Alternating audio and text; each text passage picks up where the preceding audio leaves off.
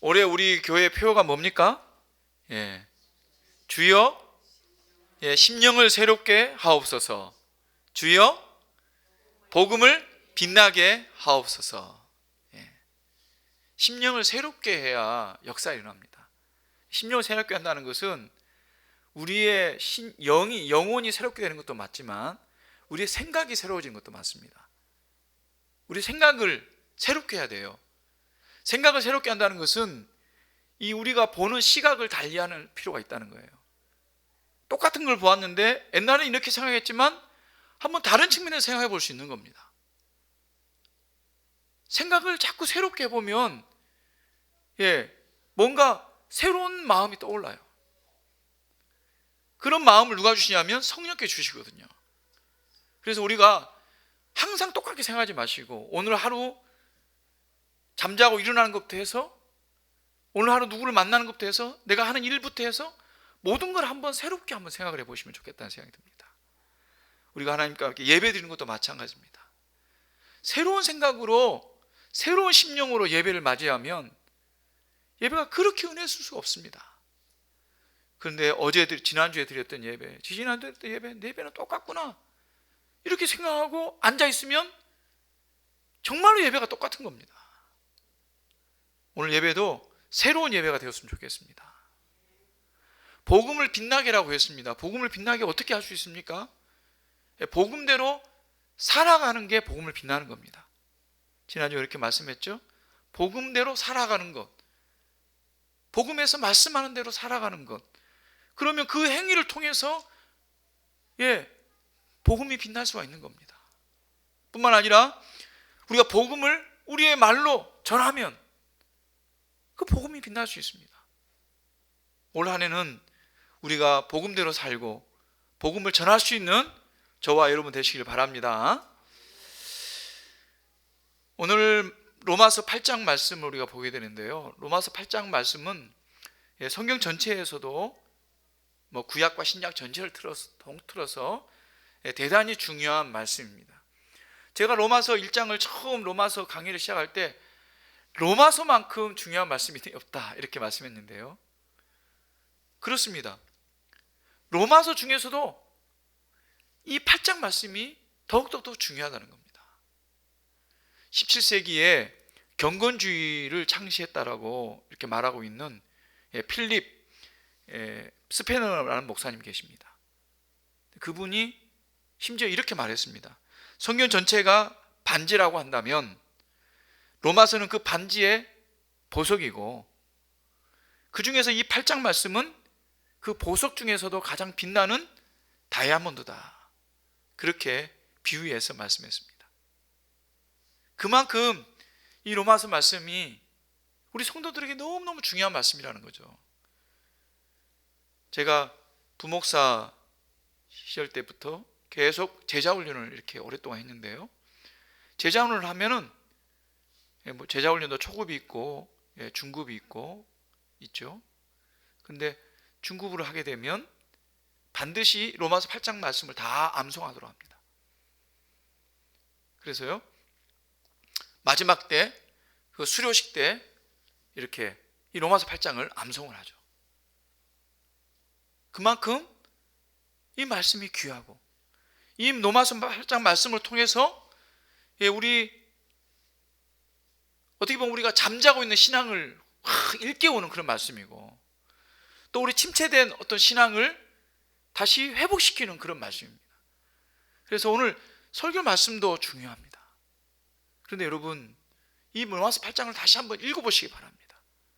그래서 예배 끝나고 집에 돌아가시면 꼭 한번 말씀을 처음부터 끝까지 정독해서 읽으시고, 한번 읽어서 눈에 안 들어오면 두 번, 세 번 그렇게 읽어보시면 오늘 제가 드리는 이 설교 말씀도 생각나실 것이고 또 성령께서 여러분들에게 주시는 그 말씀의 능력과 힘을 체험할 줄 알고 믿습니다.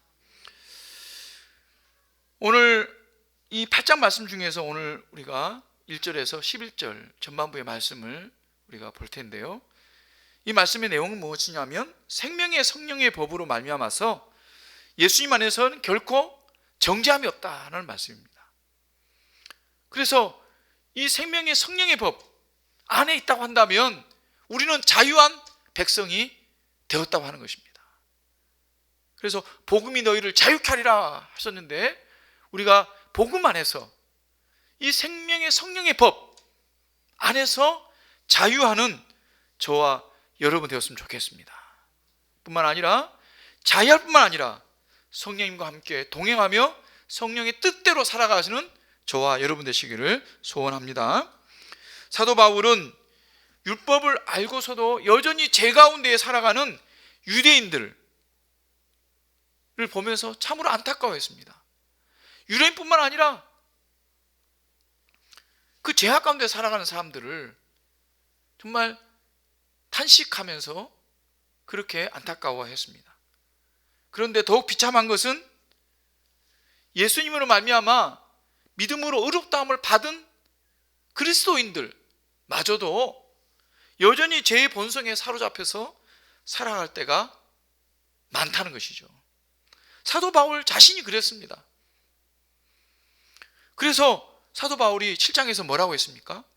오호라 나는 공고한 자로다. 오호라 나는 비참한 자로다. 누가 이 사망의 이 골짜기에서 나를 건져낼 수 있겠는가? 그렇게 탄식했습니다. 그러니까 이 죄의 본성이라는 게 얼마나 강력한지 우리를 끊임없이 끌어당기고 있다고 하는 것이죠. 하지만 사도 바울은 그러한 탄식 속에서도 예수님을 바라봅니다. 주님이 십자가를 통해서 연약한 죄인을 그럼에도 불구하고 사랑해 주시고 붙들어 주시고 의롭다고 여겨주시니 감사하다라고 그렇게 마지막에 고백을 합니다.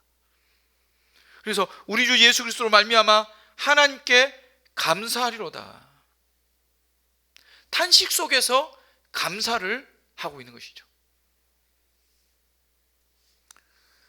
사도 바울뿐만 아니라 우리 모든 믿는 자들이 경험하고 고백하는 것이죠. 왜 감사하고 왜 찬송합니까?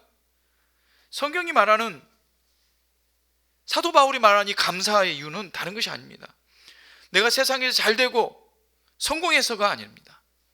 나는 연약하고 비천한 죄인이지만, 그래서 여전히 넘어지고 옛사람의 습관을 버리지 못하지만, 그럼에도 불구하고 여전히 나를 사랑하시는 그 하나님의 사랑을 알기 때문에 감사한 것이죠.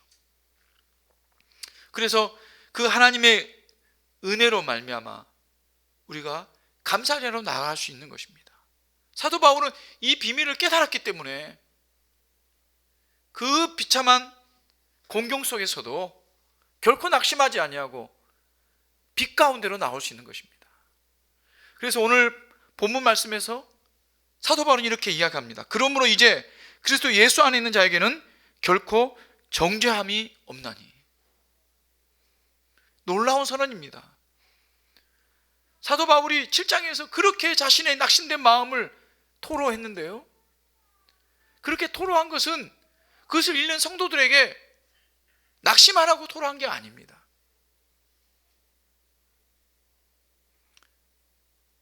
연약한 육신 가운데 있고 그 육신으로 말미암아서 내 마음에 이 하나님께서 원하시는 그 뜻대로 행하지 아니하고 전혀 다른 옳지 않는 죄를 짓고 있는 우리 자신이 얼마나 탐복스럽고 얼마나 안타까운가. 하지만 그것이 끝이 아니라는 거죠. 왜냐하면 우리는 결코 정죄를 받지 못하는, 정죄할 수 없는 그런 존재가 되었기 때문이라는 것입니다. 그 이유가 무엇입니까? 2절에서 이는 그리스도 예수 안에 있는 생명의 성령의 법이 죄와 사망의 법에서 나를 해방하였기 때문입니다. 그러니까 누가 이 사망의 몸에서 나를 건져내라 이렇게 탄식했던 사도 바울이 이것을 선포하고 있는 겁니다.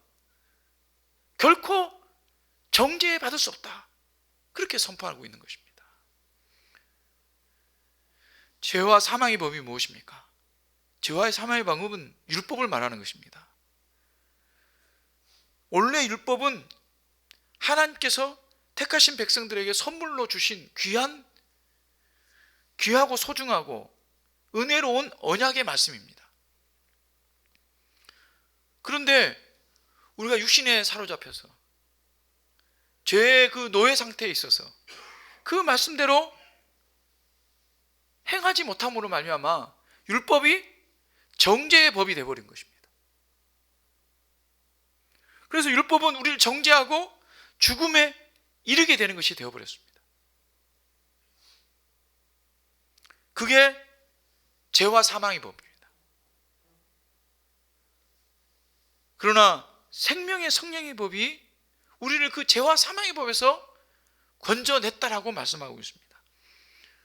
이 생명의 성령의 법이 무엇입니까? 3절 4절 말씀 보면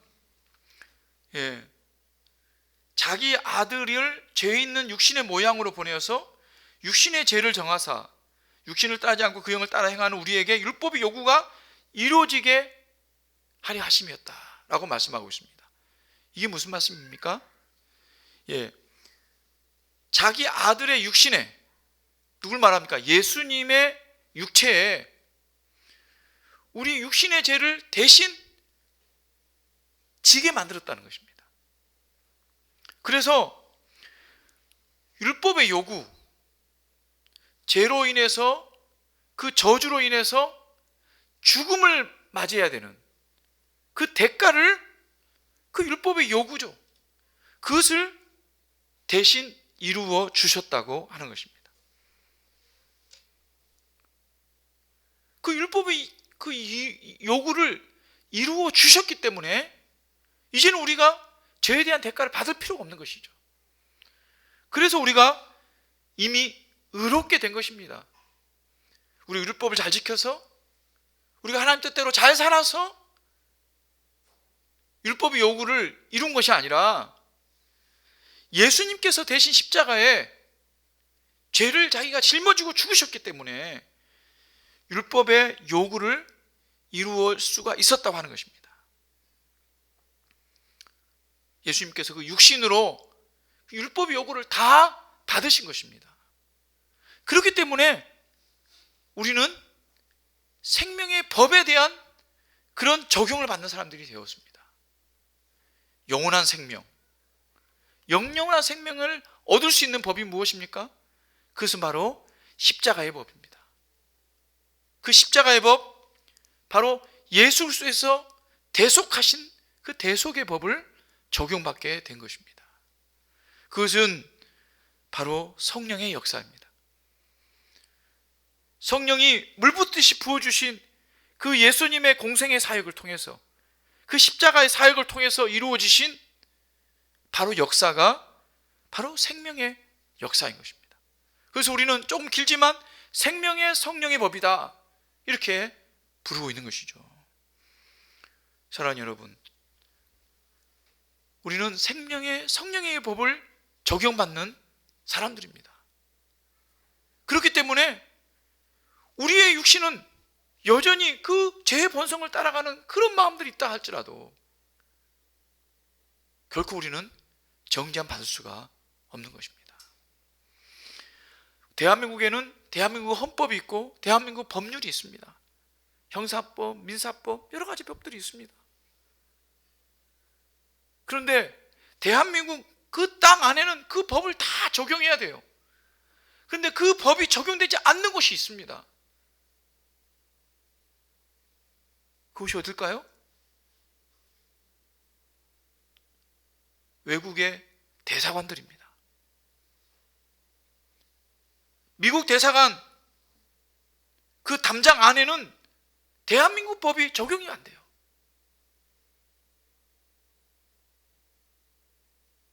만약 우리나라에서 죄를 지었는데, 우리나라 법대로 죄를 지었는데 대사관 안에, 미국 대사관 안에 들어가 버리잖아요. 그럼 더 이상 그 사람을 잡아올 수가 없어요.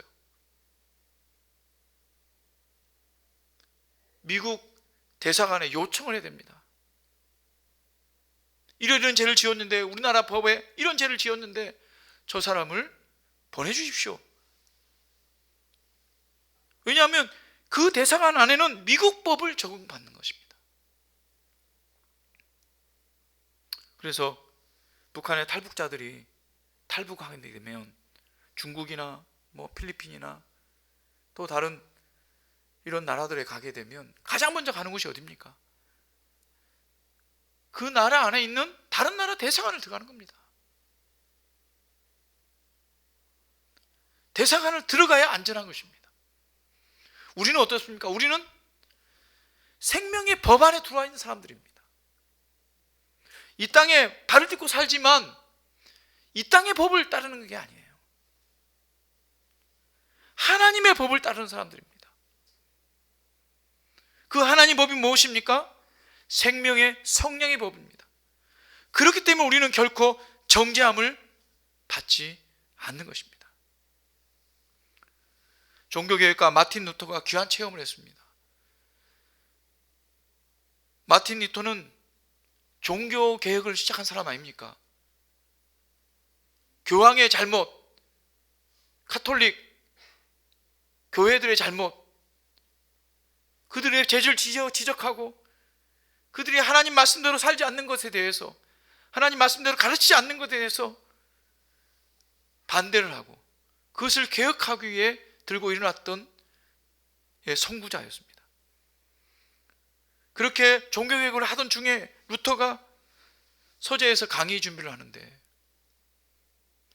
마귀가 나타났다고 합니다. 환상으로 본 것인지 꿈에서 본 것인지 모르지만 기록에는 그렇게 이야기를 하고 있습니다.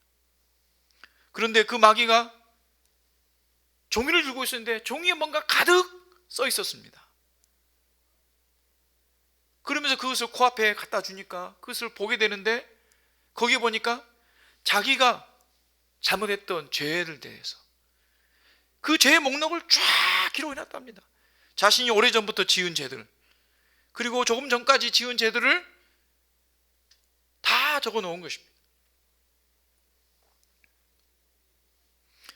그리고는 마귀가 루터를 비웃으면서 이렇게 말했습니다.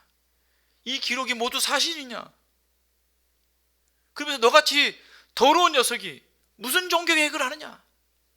너나 바로 살아라. 너가 이 죄값을 어떻게 할 것이냐? 그 순간 루터는 고개를 숙일 수밖에 없었습니다. 왜냐하면 다 사실이기 때문입니다.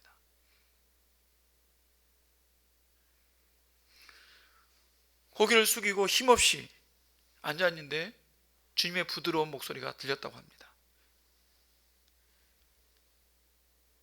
너의 모든 죄는 내 피로 이미 다 씻음을 받았노라. 그때 루터가 정신이 번쩍 나고 생각난 말씀이 오늘 이 말씀이었습니다. 그리스도 예수 안에는 결코 정죄함이 없나니.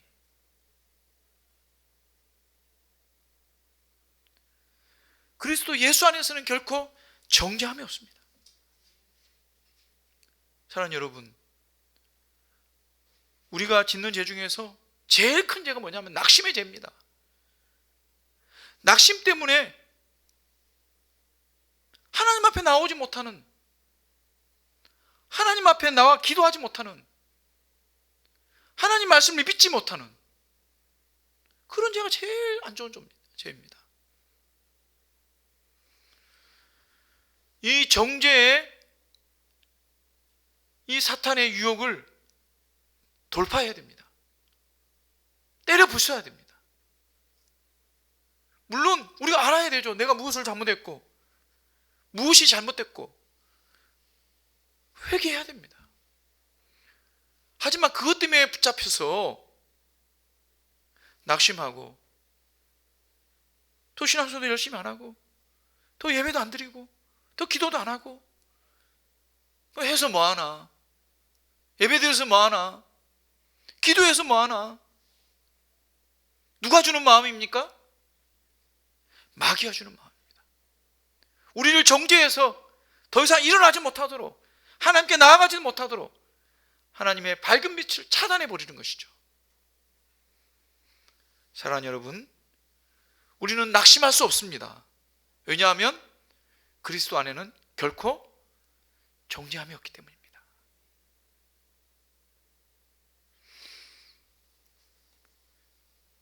오늘 한 해 여러분, 이 주님의 선포를 우리가 마음에 들고, 우리가 넘어지면 오뚜기처럼 다시 일어나고 다시 일어나고, 그래서 결국에는 하나님의 뜻을 행하고 하나님을 기쁘시게 하고 하나님께서 우리를 성공시키는 것을 간증할 수 있는 그런 저와 여러분 되시기를 주님으로 축원합니다.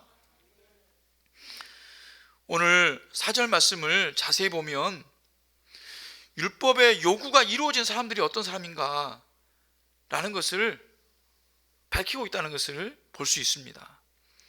우리에게 율법의 요구가 이루어지게 하려 하십니다. 우리에게 율법의 요구가 이루어지게 한 사람, 그런 사람들은 어떤 사람이냐? 육신을 따르지 않고 그 영을 따라 행하는 자들이다 라고 말하고 있습니다.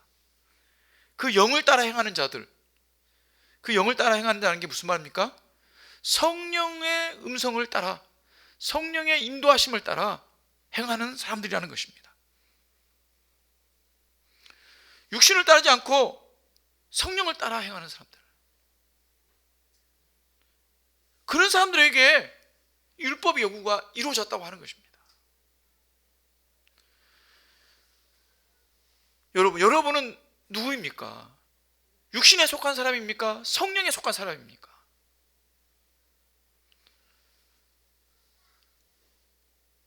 여러분 안에 성령님이 계십니까? 그렇다고 한다면 성령을 따라 살아간 사람들입니다. 성령에 속한 사람들이에요. 어떤 사람은 그렇게 말합니다. 나는 아무래도 성령께서 안 계신 것 같아. 나 교회에서 예배 드리는데 성령은 보이지도 않고 만지지도 못하고, 또 성령께서 말씀하는 거 듣지도 못하고, 성령이 내 안에 있다는 걸 내가 어떻게 알아? 그렇게 의문을 가진 사람들이 있습니다. 성경은 분명하게 말씀합니다. 아빠, 아버지라 우리가 부를 수 있는 것은 아들의 영이 우리 안에 있기 때문이라고 말씀하셨습니다. 성령이 없으면, 성령이 아니고서는 하나님을 아버지라 부를 수가 없습니다. 하나님을 주여, 우리의 주님으로 부를 수가 없어요.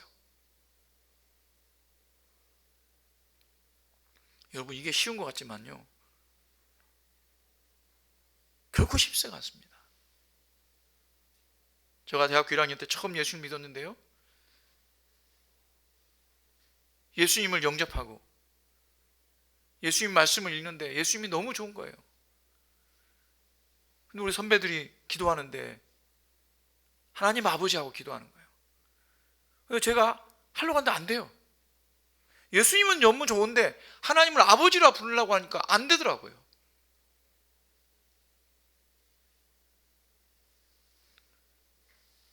그런데 어느 순간 우리가 함께 기도하는데 제 입에서 아버지라는 말이 터져 나오는 거예요. 나중에 우리 선배님께 이야기해 주시더라고요. 성령이 아니고서는 하나님을 아버지라 부르는 거, 하나님을 나의 주님이라고 부르는 거 할 수가 없다.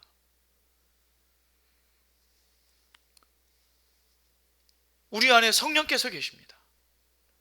그러기에 우리가 하나님을 아버지라 부르고 하나님을 우리 주님으로 부르고 나를 구원하신 예수님을 우리가 믿음으로 그 십자가 앞에 엎드려 기도하고 찬송할 수 있는 것입니다. 그렇다고 한다면 우리는 성령을 따라 행하는 자들인 것입니다. 그런 사람들은 어떤 삶을 살아야 됩니까? 5절에 보면 육신을 따른 자는 육신의 일을, 영을 따른 자는 영의 일을 생각한다라고 말씀하고 있습니다. 영의 일을 생각하는 사람들, 영의 일을 생각하고 영의 일을 기억하고 영의 일을 사모하는 사람들이 성령을 따라 행하는 사람들입니다. 어떤 사람은 성령을 따라서 행하는 사람들은 모든 것을 다 성령이 하는 대로 순종해서 따르는 사람 아니냐? 그렇게 완벽한 사람 이 세상에 아무도 없습니다.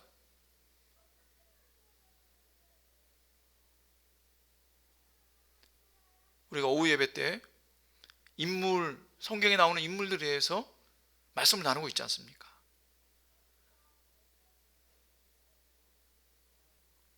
그런데 여러분, 성경의 인물들, 아브라함, 이삭, 야곱, 요셉, 누구든지 다, 오늘 우리가 살펴볼 다윗 말씀, 다윗도 마찬가지입니다. 완벽하게 하나님 뜻대로 살았다고 한 사람이 아무도 없습니다. 다들 죄가 있었던 사람들이고 하나님 뜻대로 살지 못했던 사람들입니다. 그러나 우리보다는 더 믿음의 생활을 하고 성령을 따라 살았던 사람들을 우리가 볼 수 있는 것이죠. 그렇다고 한다면 성령을 따라 행한다는 것은 우리가 100% 성령을 따라서 살아간다 이런 말이 아니라 그 성령을 따라 행하기를 사모하는 사람들이라는 거예요. 그런 생각을 하는 사람들이라는 겁니다. 그렇게 살아야 되는데 내가 살지 못했구나 이렇게 탄식하는 사람들이라는 겁니다. 그렇게 생각하는 사람들이 영의 생각을 가진 사람들이에요. 영의 생각을 가지지 않는 사람들은 결코 그런 생각을 하지 않아요.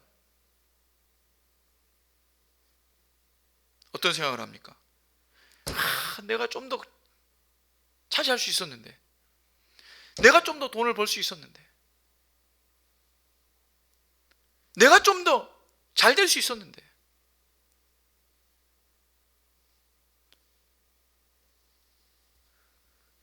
조금 더 속이고 조금 더 높이 올라가고 조금 더 부자 되는 것, 그 생각에 빠져 있는 사람들이 육신 속에 살아가는 사람들입니다. 하지만 영에 있는 사람들은, 영에 속한 사람들은 그렇지 않습니다. 우리가 잠시 그렇게 생각할 수 있어요. 내가 좀 더 잘 살았으면 좋겠다. 내가 좀 더 평안하면 좋겠다. 내가 좀 더 잘 됐으면 좋겠다. 근데 그것 자체가 잘못된 거 결코 아닙니다. 왜냐하면 하나님께서도 하나님의 백성들에게 그렇게 육신 속에서 축복을 해주시기 때문입니다. 또 그렇게 하라고 성경은 말씀하고 계십니다. 우리에게 하나님께 주신 것 가지고, 주신 능력을 가지고 열심히 하나님의 그 말씀의 질서대로 그렇게 살아가면 하나님께서 땀 흘린 것만큼 열매를 맺는다라고 말씀하시죠. 그러나 성령의 그 음성대로 살아가는 사람들은 거기에서 머무는 것이 아니라 영의 것을 생각합니다. 그래서 오늘 또 하나님 기뻐하시는 일이 무슨 일인가? 오늘도 하나님 말씀이 무엇인가? 또 우리가 이 땅에 살면서 하나님을 자랑하고 하나님을 나타낼 수 있는 일이 무엇인가? 그것을 생각하는 사람들이 영의 생각을 하는 사람들입니다. 9절 말씀에 만일 너희 속에 하나님의 영이 거하시면 너희가 육신에 있지 아니하고 영에 있나니 누구든지 그리스도의 영이 없으면 그리스도의 사람이 아니라. 우리가 그리스도인, 성도라고 부르지 않습니까? 그렇다고 한다면 영의 생각을 하는 사람들이 되어야 됩니다.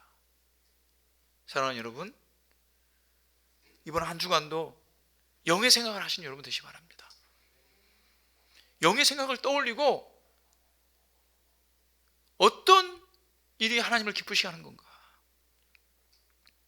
그것을 늘 묵상하고 늘 기억하는 저와 여러분 되시기를 주님으로 축원합니다. 에베소서 5장 18절 말씀은 술 취하지 말라 이는 방탕한 것이니 오직 성령으로 충만함을 받으라 라고 우리에게 권면해 주고 있습니다. 우리가 영의 생각을 하고 성령을 따라 행하려고 하는 것은 우리의 소원이죠. 그런데 우리가 일상생활을 하다 보면 그렇게 잘 안 될 때가 많습니다.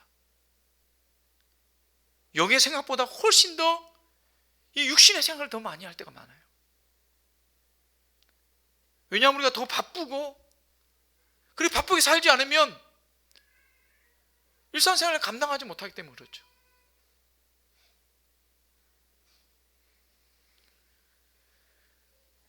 다니엘이 다니엘서에서 마지막 때가 되면 사람들이 바삐왕래한다 그랬습니다.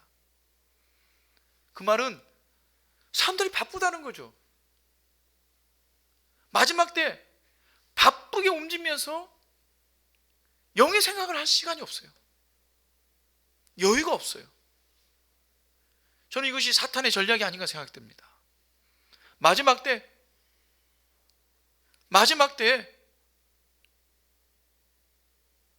이 땅의 백성들로 말미암아서 하나님을 생각하지 못하게 만드는 거예요. 먹고 사는 거에만 온 정신을 다 팔게 만드는 것입니다.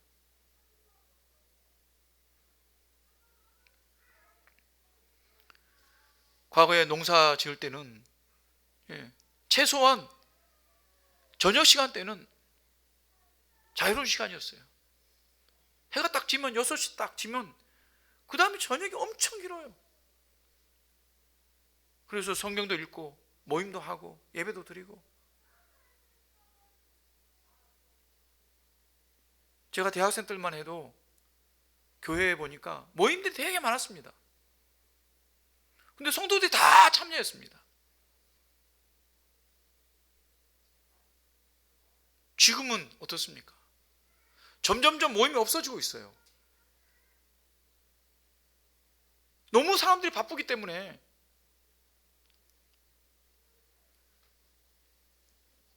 그 모임에 참여가 잘 안 된다고 합니다. 그래서 모임 수를 자꾸 줄이고 있다고 해요.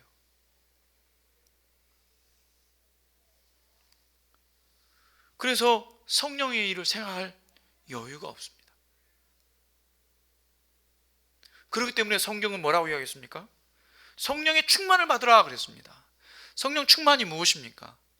성령 충만이라고 하는 것은 성령을 우리 안에 차곡차곡 이렇게 쌓아 놓는 것을 성령 충만이라고 하지 않습니다. 성령 충만이라고 하는 것은 성령의 지배를 받는 것입니다. 성령께서 이끌어 가시도록 스스로 따라가도록 이렇게 되는 것이 성령 충만입니다. 그래서 어떻게 보면 우리가 성령을 우리 안에 넣는 것보다 우리가 성령의 그 물에 그냥 잠기는 것입니다. 그래서 저절로 영의 생각이 나오도록, 그래서 하나님께 주신 그 생각에 우리 자신을 맡기는 것입니다. 우리가 그럴 때 있죠. 오늘 성경 읽어야 되는데 생각이 정말 좋아요. 그럼 분명히 성령께서 우리에게 생각을 주신 거예요. 그런데 우리가 그 생각이 나는 순간 우리가 성경을 잡습니까? 좀 이따 해야지. 설거지 해놓고 해야지. 그러고 나면 지나가 버리는 거죠. 근데 성령 충만은 우리로 하여금 그 생각대로 행하게 만듭니다. 순종하게 만듭니다. 착한 일도 마찬가지고요. 봉사하는 일도 마찬가지고요. 예배하는 것도 마찬가지입니다. 기도하는 것도 마찬가지입니다. 성령 충만하면 할 수 있습니다. 바빠도 할 수 있고 힘들어도 할 수 있고 아파도 할 수 있습니다.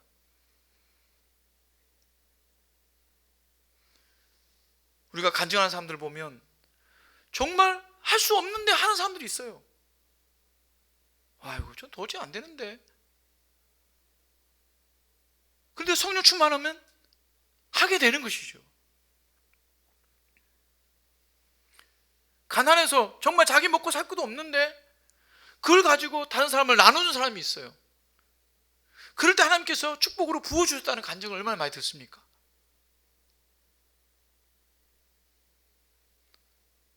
어떻게 그렇게 할 수 있습니까? 성령이 충만하기 때문에 할 수 있는 것입니다. 사랑하는 여러분, 성령을 사모하시는 여러분 되시기 바랍니다. 성령 충만을 사모하시는 여러분 되시기 바랍니다. 그래서 여러분, 우리가 정죄함 받지 않는 것에 만족하지 않고 오히려 성령의 뜻 가운데 성령을 따라 행할 수 있는 저와 여러분, 그래서 믿음에 승리하는 여러분이 되시기를 주님으로 축원합니다.